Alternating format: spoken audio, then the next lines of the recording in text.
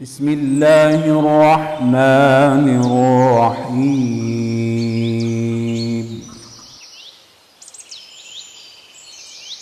فلولا نفر من كل فرقة منهم طائفة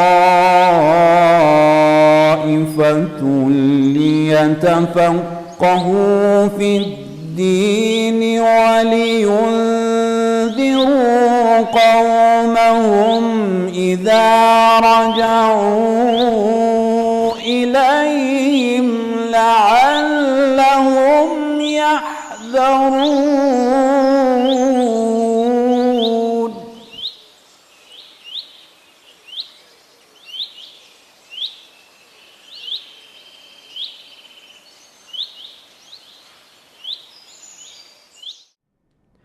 بسم الله الرحمن الرحيم وبه نستعين والسلام والصلاة على سيدنا ونبينا أبو القاسم المصطفى محمد وعلى آل بيته الطيبين الطاهرين. En el nombre de Dios, el compasivo, el misericordioso, la paz y las bendiciones de Dios sean con el profeta Muhammad y su descendencia purificada. Bueno, nuevamente nos encontramos en estas clases de Ahkam o leyes prácticas. Vamos a continuar viendo las partes de la oración. Bien, la clase anterior habíamos visto la cuestión de la recitación o lectura de las suras o capítulos del Corán. Hoy vamos a ver algunos puntos que tienen que ver con esta lectura o recitación y después vamos a pasar al punto siguiente. Bien, nos había quedado un par de pequeños puntos que deberíamos ver con respecto a las suras o capítulos. ¿Qué pasa si yo estoy, por ejemplo, en el primero y segundo ciclo, o el primero o segundo ciclo, y yo pienso, estoy en el tercero o en el cuarto? Entonces empiezo a hacer los tasbihat arba, es decir, estos 4 dhikr. ¿Qué pasa si estoy en ese momento y recuerdo, no, estoy en el segundo raka, debería terminar de decir estos dhikr y hacer las suras, digamos, en ese momento parar y hacer las suras, como corresponden en su ciclo. Si los pasé y me di cuenta, estoy en realidad en el segundo ciclo, acabo de hacer esto, si ya pasó, estoy en el rukú, digamos, ya pasé esta parte, debería dejarlo pasar. Pero antes del rukú, si recuerdo, debería volver a, digamos, hacer la sura, a recitar, digamos. Bien, y viceversa, por ejemplo, si estoy en el tercer raka y empiezo a decir la sura Fatiha, habíamos dicho que no había problema, de hecho es preferible en el caso de Fatiha, pero por ejemplo empiezo a leer otra sura, no, directamente nos callamos y vamos al rukú, digamos, no hace falta hacerlo. ¿Qué pasa, por ejemplo, que quiere decir, es una persona que está acostumbrada normalmente a hacer la sura Hamd en el tercer y cuarto ciclo? Entonces empieza a decir el sura Hamd y se da cuenta, yo en realidad estoy en el primer ciclo, continúo y termino. Ahora bien, estoy acostumbrado a hacer el sura Hamd y empiezo a hacer el tasbihat arba. Es preferible que volvamos, si normalmente, porque ¿qué pasa? Uno cuando reza normalmente va adquiriendo hábitos en el modo de recitar. Entonces las equivocaciones siempre vienen por el lado de esos hábitos que uno va adquiriendo, buenos hábitos o malos hábitos. A veces pasa, que por ejemplo tercero o cuarto ciclo yo siempre hago el hamd. Entonces de golpe empecé a hacer el tasbihat arba. Empiezo con la duda, es un problema. Entonces ¿qué hacemos? Preferible volvemos al hamd. Para estos hábitos, en el caso que sean buenos, en el caso de que estamos haciendo un mustahab, como es decir el hamd en el tercero o cuarto raka, volvemos de forma tal que no nos perdamos. Eso es importante porque es muy común que las dudas o el exceso de dudas provengan de estos hábitos adquiridos, que a veces son buenos, a veces son malos. Pero bueno, ¿cómo hacer para evitar que estos hábitos se vuelvan malos? Y se puede decir con algunos de estos, digamos, actos preferibles que se hacen durante la recitación de las suras, como por ejemplo, ¿cuáles? Por ejemplo, antes de en el primer ciclo o raka, antes de hacer el Bismillah, de hacer la sura al-Hamd, decimos A'udhu billahi minash shaitanir rajim, es decir, me refugio en Dios de Satanás. El apedreado, rajim significa apedreado, y tiene que ver con, cuando, no sé si recuerdan los rituales del Hajj, hay una parte que se tira una piedra, se tira las piedras a Shaitán, que es como, está representado por una especie de columna, se puede decir, a la que se le tiran piedras. Bueno, eso es por eso es rajim, porque se lo apedrea. Y bueno, y después hay otros acontecimientos que tienen que ver con cuando el profeta se elevó al paraíso y demás, que no vienen al caso, digamos, porque se considera el apedreado. Es preferible siempre decir el Bismillahirrahmanirrahim en voz alta. Incluso si estamos en suras donde debemos leer las suras, en rakas donde debemos leer las suras en voz baja, por ejemplo en el rezo del mediodía o de la tarde. Es preferible hacer al comenzar la sura el Bismillahirrahmanirrahim en voz alta, siempre. Bien, también una cosa muy preferible es que entre las dos suras tengamos un pequeño respiro. Por ejemplo, termino el Hamd, respiro y hago después la sura siguiente que he elegido, el Tawhid o lo que fuese. Después es muy preferible a la hora de recitar las suras prestar atención al significado de lo que estamos diciendo. Porque, por ejemplo, Sura al-Hamd dentro de la misma sura hay como una especie de súplica. Entonces prestamos atención. Y cuando recordamos el nombre de Dios, también Bismillahirrahmanirrahim, alhamdulillah rabbil alamin. Cuando uno lo hace prestando atención al significado, eso implica una mayor concentración y implica que nuestra intención va a estar más pura y va a estar más plena y consciente del acto que estamos realizando, que es adorar a Dios. Bien. اللهم إني أسألك من أسمائك بأكبرها وكل أسمائك كبيرا اللهم إني أسألك بأسمائك كلها.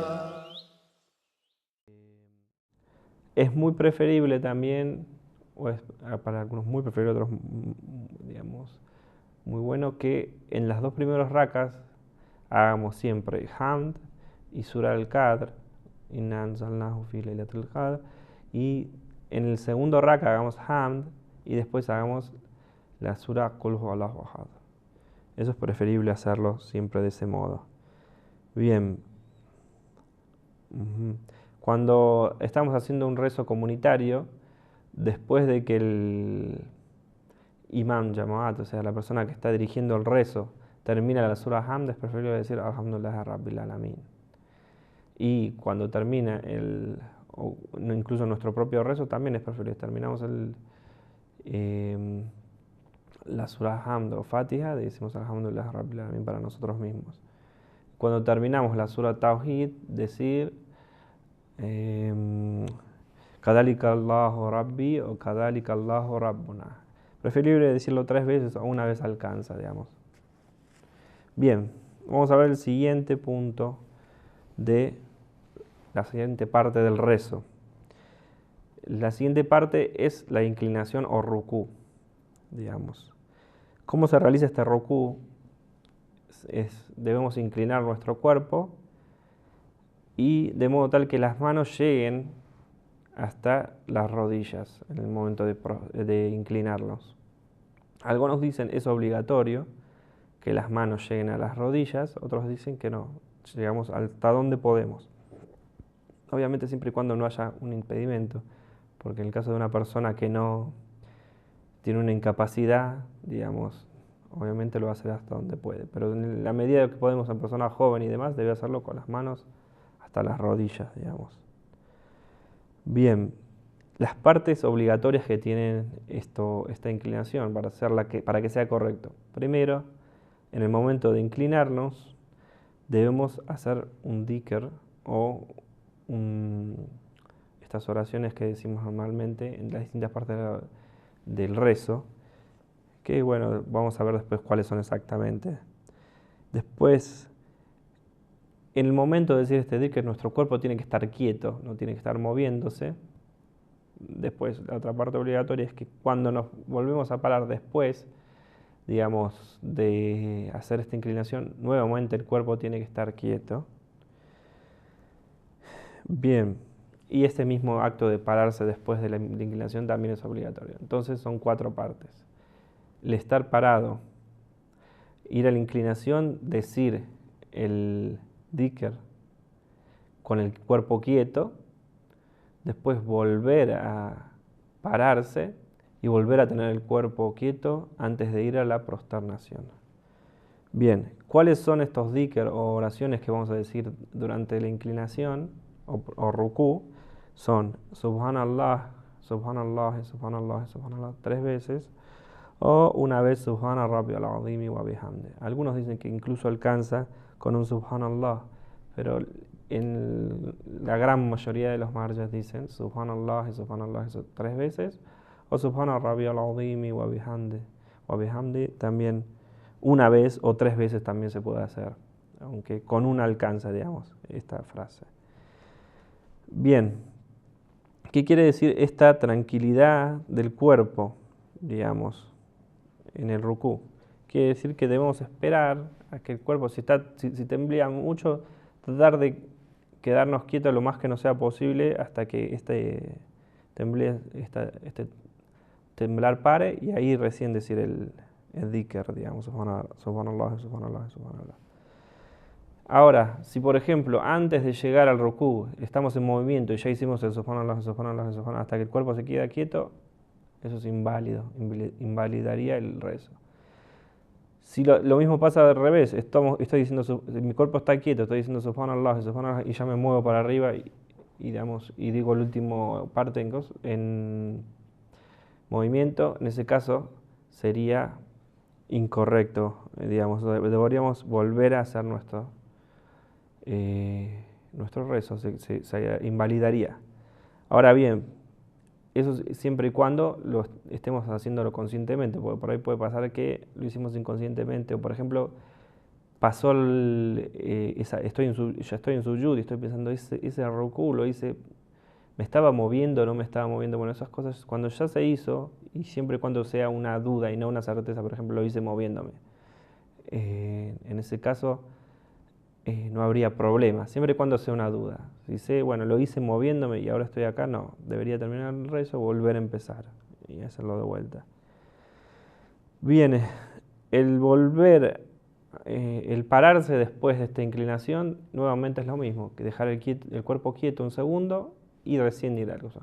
No es que me paro, dejo el cuerpo semi inclinado y enseguida me voy para allá. No, eso no es así. Debo pararme y volver a ir hacia la prosternación.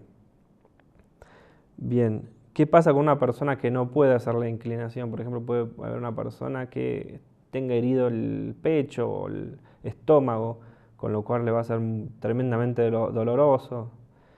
Bueno, tiene que hacerlo en la medida de lo posible. Por ejemplo, si puede inclinar la cabeza, lo puede hacer, siempre y cuando después va a poder seguir, digamos, haciendo el resto del rezo sin inconvenientes. Pero si, por ejemplo, como estamos hablando del caso de herido, además, preferiblemente que lo haga sentado y hacerlo en la medida de lo posible todos los movimientos, sin que le impliquen un daño físico, digamos. Bueno, la persona que está sentada, digamos, también es preferible que a la hora de hacer la inclinación se acerque lo más posible hacia las rodillas, estando sentado y inclinar el cuerpo lo más cercano hasta las rodillas, incluso hacia donde iríamos a hacer la prosternación. Obviamente, en el rezo sentado, una cosa es la inclinación o rukú y otra cosa es el suyud. En el suyud ya deberíamos tratar de llegar con la cabeza hacia la piedra, aunque esté en nuestras piernas, o hay muchas personas, por ejemplo, que ponen una almohada, o bueno, hay sillas especiales para rezar donde se pone la piedra sobre la silla y es más fácil distinguir entre una inclinación y una prosternación cuando estamos rezando sentados. Pero en el caso de las personas que no posean, digamos, esta silla, aunque se puede usar cualquier mesa, esta mesa, por ejemplo, serviría, simplemente pongo la piedra y bueno, cuando hago la inclinación lo hago cerca, pero no apoyo la frente, y cuando hago la prosternación sí apoyo directamente la frente sobre la la piedra o el papel o lo que fuese que utilizaremos para hacer sujud en el caso de poseer. Bien, ¿qué pasa, por ejemplo, si yo me olvido el rukú? Si me olvido el rukú y todavía no toqué con la frente la piedra o el piso o lo que fuese, es decir, no completé el sujud, debería pararme, hacer el rukú y volver hacia el sujud. Si yo ya apoyé la frente y en ese momento nuevamente me acuerdo, no hice el rukú, me paro, hago la inclinación, vuelvo a hacer el sujud, termino el rezo en ese momento y vuelvo a empezarlo, es decir, se invalidó mi rezo. Pero si no hice el rukú y todavía no llegué al sujud, es decir, a la prosternación, en ese caso tenemos tiempo de volver, retroceder y hacer la prosternación de modo tal que nuestro rezo sea correcto y podamos continuar con él normalmente. Bien, y esto es todo por hoy y espero que se haya entendido. Vamos a continuar la próxima clase con otras partes del rezo. Terminamos esta clase con un saludo al profeta Muhammad y a su descendencia purificada. Allahumma salli ala Muhammadin wa ali Muhammad. Assalamu alaikum wa rahmatullahi wa barakatuh.